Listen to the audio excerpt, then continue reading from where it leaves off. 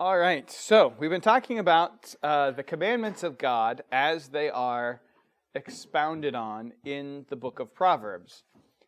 Proverbs is giving us wisdom. Wisdom is defined in Proverbs as those things that are righteous, that please the Creator. And foolishness is those things that displease Him. Obviously, He's the Creator. He's pleased by the things that He created us for, the purpose that we were actually created for. Now we're talking about subjects throughout the book of Proverbs. We're going from one proverb to the next. And we're doing this right now on the subject of violence, strife, contention, all of that kind of a thing. And so we've come through, first we looked at the Old Testament law, where God declares to us His commandments about violence. Then we see that Solomon, as he does, as is his habit, is taking the Old Testament law and showing that in it we can see the principles that of those things that please God.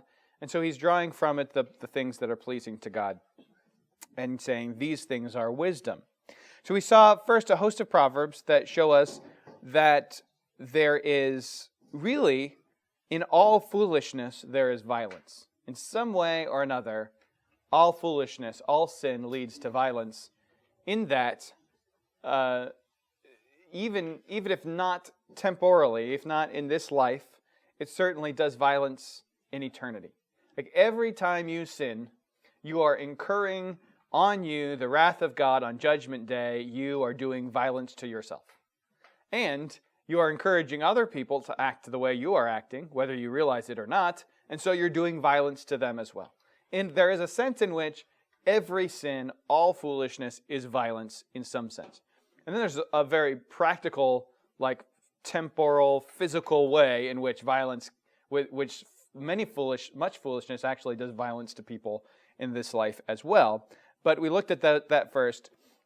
Proverbs 1, verses 11 through 18 talks about how this foolish man, when they say, we're going to do foolishness, what they're really saying is let us lay wait for blood, let us make haste to shed blood, let us lay wait for our own blood, and so on and so forth.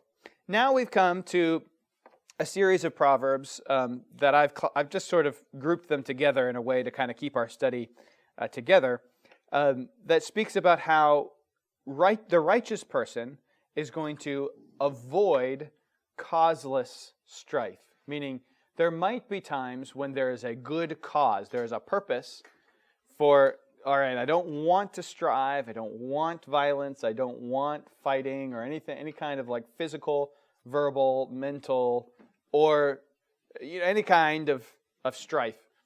But there might be some times when there's a cause, but right now we're not looking at the times when there's a cause. Right now we're looking at the times when there's no cause. When there's not a good purpose behind that, it's a righteous person is going to stay away from it. There's a host of verses about this because we always want to just presume that our desires are good causes, right?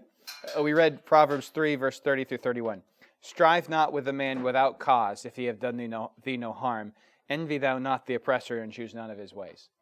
When we think of our own desires, whatever just makes us happy, and we see that as just cause for violence, because what I want isn't accomplished, whatever thing makes me happy, whatever makes me comfortable, whatever pleases me is not being accomplished, so I want it. Guess what we are? We're the oppressor. We're envying the oppressor and choosing his ways. We're envying the violent man.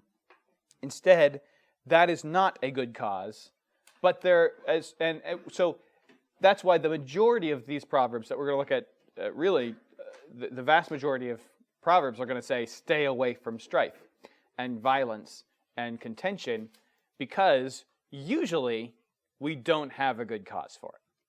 When we want to fight, when we want violence, when we want that, usually there's not a good cause. That doesn't mean there aren't some good causes. There are. But most of the causes are not good causes. So let's look at the ones, at some of the things it says about how, just in general, a righteous person, a wise man, is going to avoid strife or causeless strife. All right, Proverbs 12. We'll start there. Proverbs 12, verse 16. Proverbs 12, verse 16 says this. A fool's wrath is presently known, but a prudent man covereth shame. That's deep. That's deep. I love that. I love that proverb. What are your thoughts on that?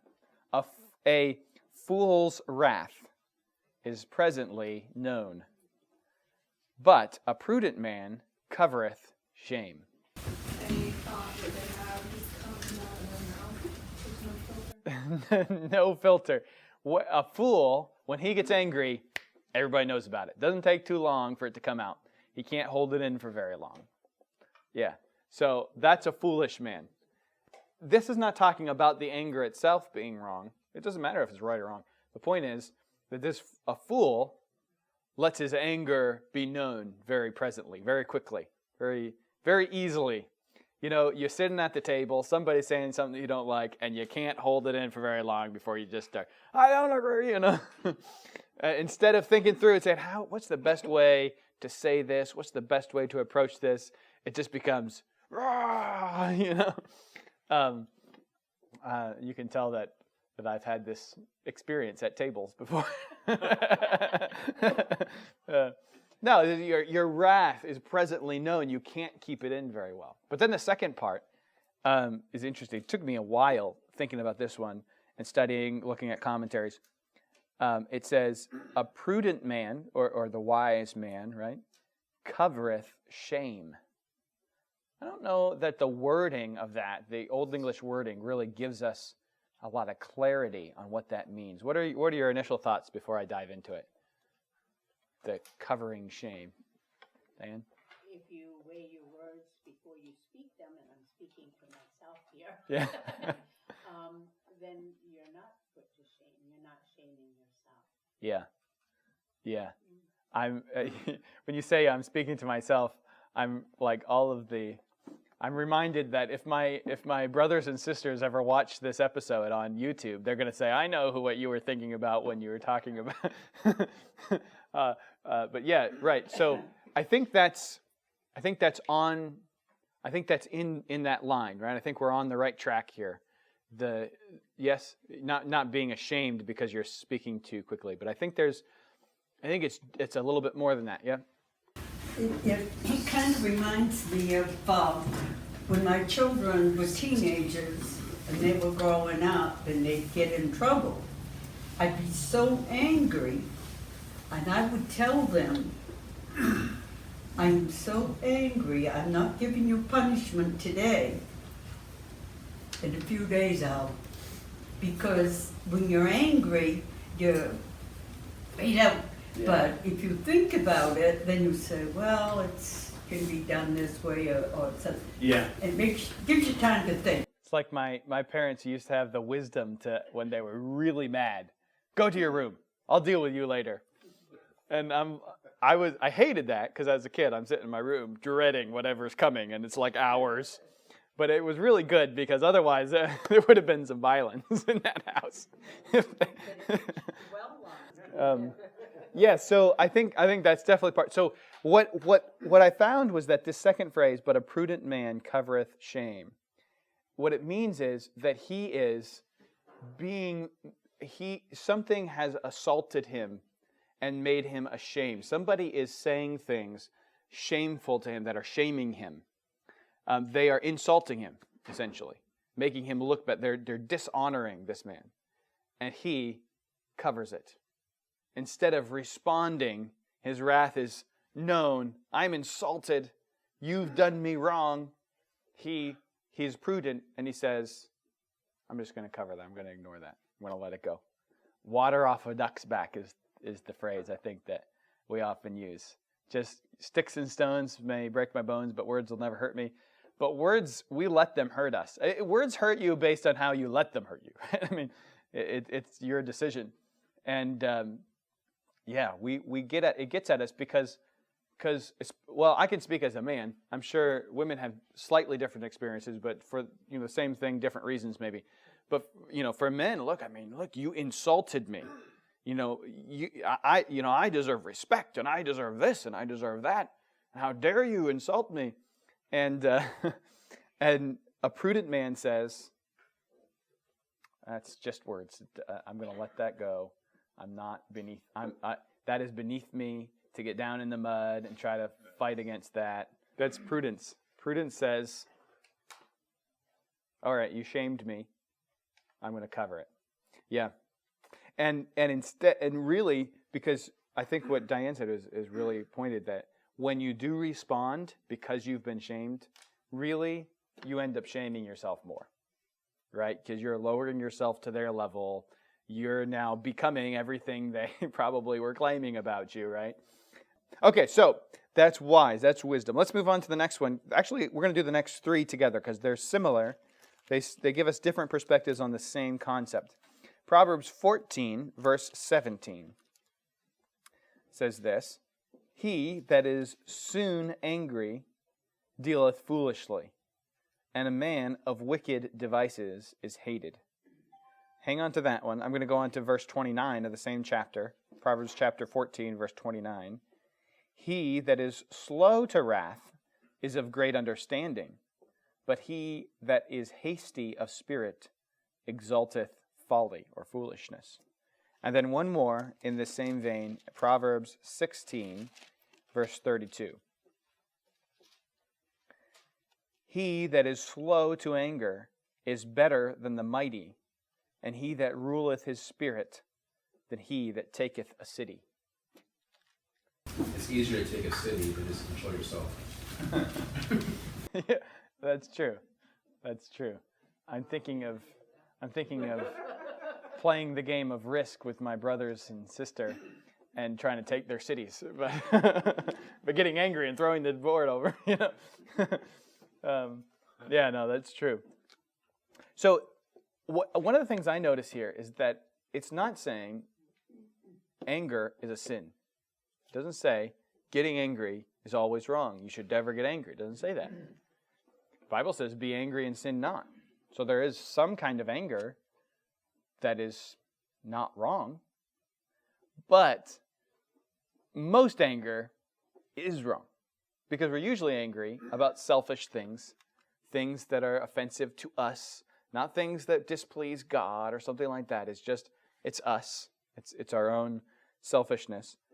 And this is proven when we are quick to anger.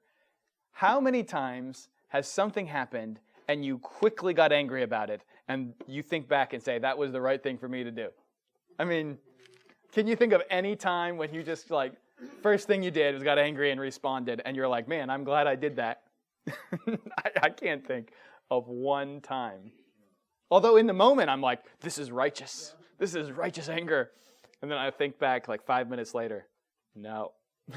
Nope. No, it wasn't. Let me read these again, all three of them. Verse 17 of Proverbs 14 says, "He that is soon angry dealeth foolishly." Make sure your anger is not quick.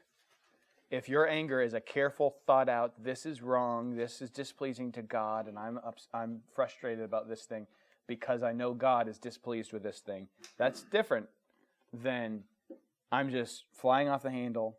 That's foolish, because it's equal to the man of wicked devices.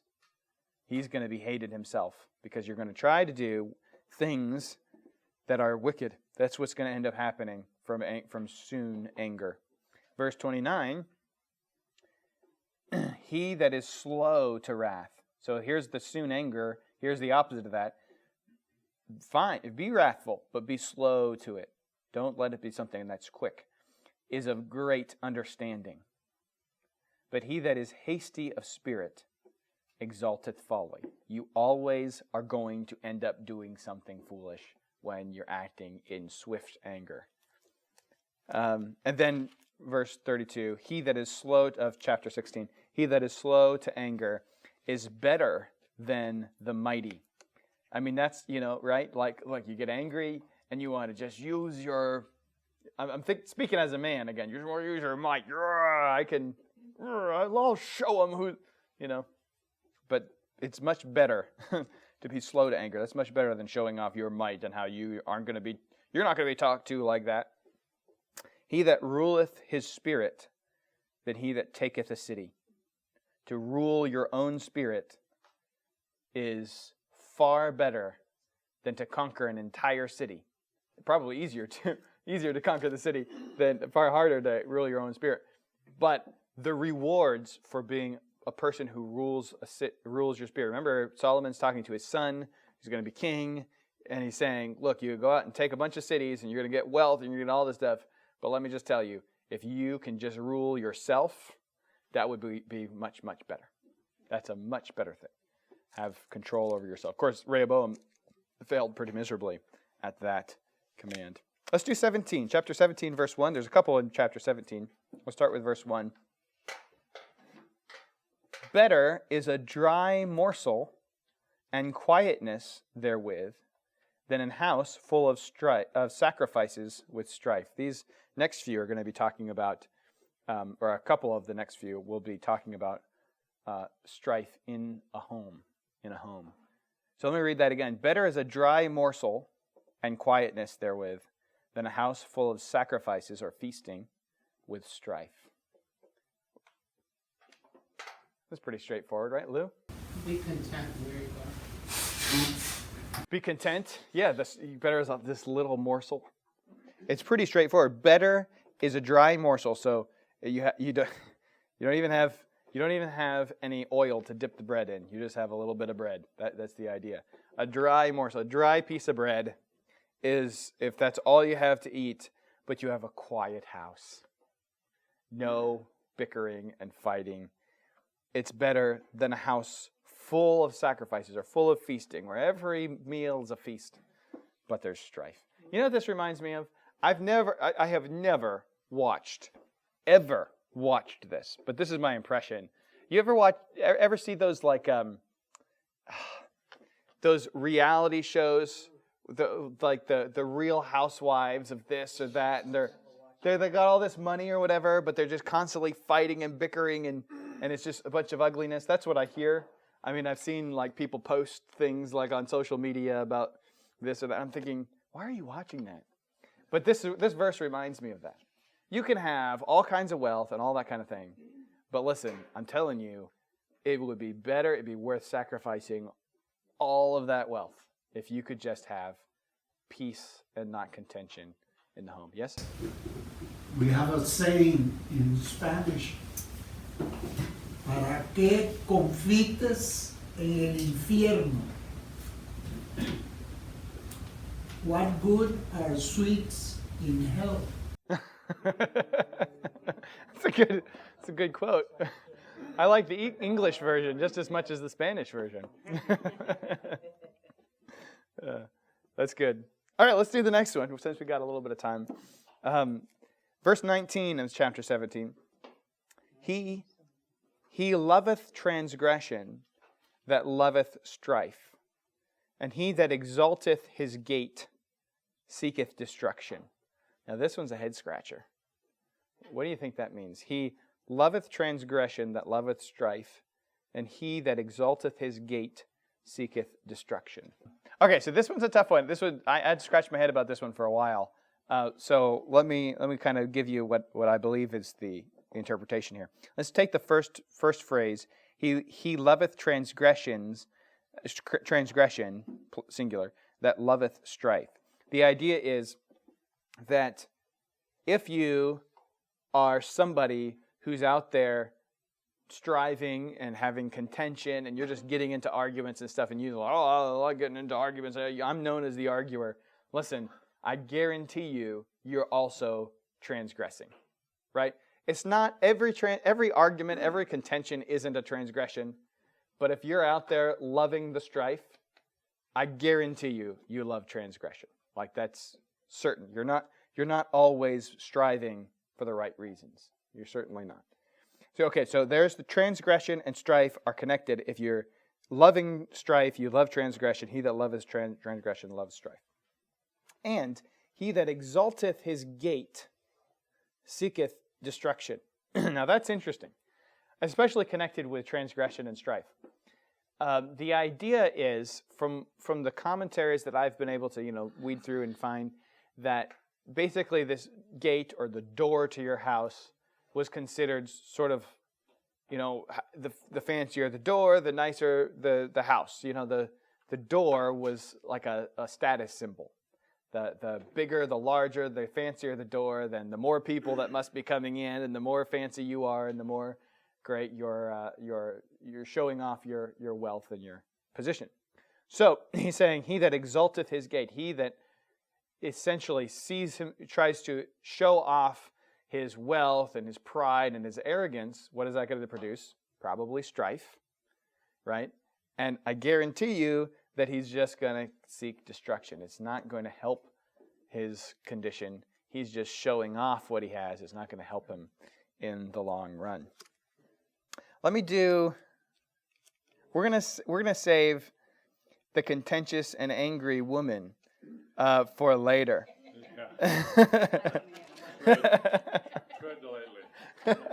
We talked a lot about the men, and it's interesting. We kind of like, oh, how dare Solomon talk about the angry woman? Well, he's already talked about angry men, so why can't he also talk about angry women, right? So he says a lot more actually about the angry men. But we'll get to that. Yes, John Paul. From the last one, who was that king? This came after Solomon, but it was a king that showed off his gold to Babylon. Oh, that was Hezekiah.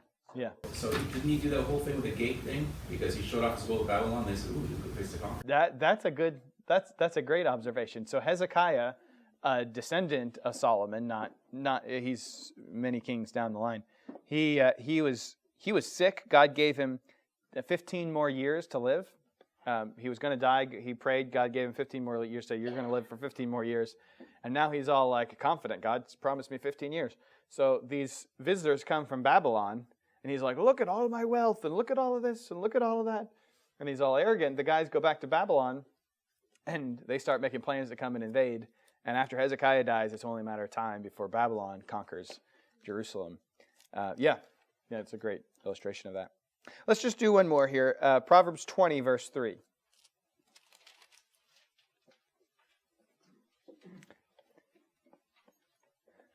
It is an honor for a man to cease from strife, but every fool will be meddling. Every fool will be meddling. It's an honor for a man to cease from strife, but every fool will be meddling. Yes? So the foolish person gets right in there and does the gapping and the yapping and the gossiping and perpetuates it and adds more fuel to the fire of this strife. Yeah. Whereas honor comes to the man who ceases from it. He says, yeah, I ain't going over there. And he heads in the direction. Yeah. Yeah, no, I mean, that's spot on. So here's one man who's in strife, and he's the bigger man, and he ceases. He says, you know what? I'm sorry, whatever. He finds a way to end the strife. He's going to be honored for ending the strife. So he ceases from strife, meaning there is strife, but he stops it. But the fool goes in, and he's not the one who stops the strife. He's the one who meddles around and trying to get it to go. He gets the fire burning. But yet, at the end of the day, who ends up getting the honor? I mean, at the end of World War II, who got the honor? Was it Churchill and the Americans, or was it Hitler? It wasn't the person who started the strife that got the honor at the end of the day. It was the person who ended it, right? The person who found a way to end the war, the people who were part of the end of the war, they were the ones who got the honor. The point is, if you can be a peacemaker, somebody who comes in and tries to end strife, then you're going to receive honor for that. But often, because of our honor or whatever our reason is, we're actually starting strife. We're the peace takers. We take peace from a situation. Yeah. Well, I think that's a good place to stop, because the next verse is 21:19, and I don't want to go there. So we'll get to that next week if we have to. Maybe we'll title next week's study "The Contentious and Angry Woman." Anyway, no, let's pray, and let's remember that. Look, anger is not just something that some of us deal with. It's something that all of us deal with, and it's something we deal with because of our pride. Now, some of us have more humility and have a better handle on their anger than others. But this is something we need to keep in mind, because when we're dealing with the subject of contention and strife, anger comes into the equation, because anger is the reason that contention happens. And allowing someone to get under your skin or so on and so forth is going to bring you to foolish actions and to make you act in ways that are displeasing to God. Father in heaven, we look at our own lives and compared with the Scriptures, and understanding your great purpose for us and our design to live, that you've designed us to live in accordance with your commandments, to be representatives of God, to be holy because you are holy. And we look at our own lives in relation to even just this one topic from the Proverbs, and we see how short we fall. And we ask that you'd forgive us. Help us as men, help us as women to cease from anger and contention and strife. And let us please you with our reactions and our actions.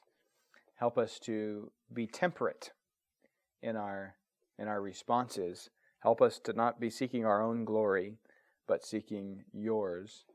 And thereby may we have the mastery over our tongues, as James speaks. And we thank you for this. In Jesus' name we pray.